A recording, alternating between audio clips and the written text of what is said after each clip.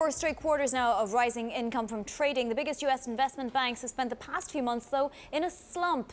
Shareholders will soon see how dull it's been when banks begin reporting earnings later this week. Joining us now is Laura Keller, Bloomberg Bank's reporter. And Laura has been finding out what some traders have been up to during those dull hours. Laura, what have they been doing?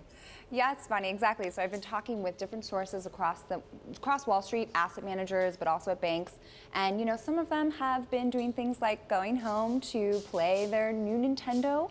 Their new classic Nintendo. Yes, the reissued miniature version, exactly. Going home to play that because, there's just not a lot to do.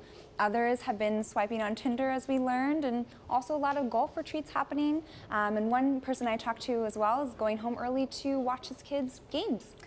I do wonder, is this the way it used to be before sort of everything seemed to take on huge significance? So basically from the financial crisis onwards, is that the old normal for bond traders? Well, there's definitely periods where things are slower. Things going into the summer, certainly this month, there's a lot of people on vacation, so that has always happened to some degree.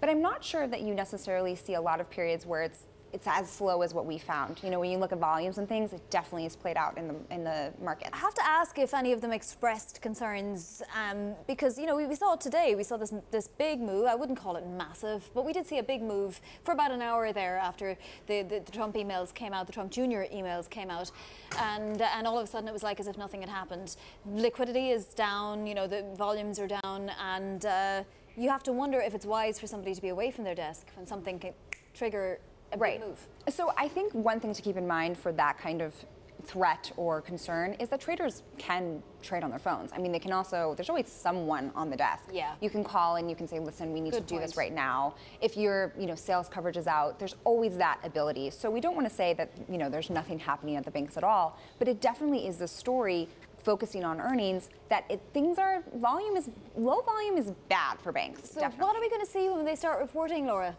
Well, we're still looking through some of those numbers, Vani, but in terms of trading, what we found from the analysts that we've talked to is about 11% down across the board for the big five that we look at. So starting with JP Morgan and Citi on Friday.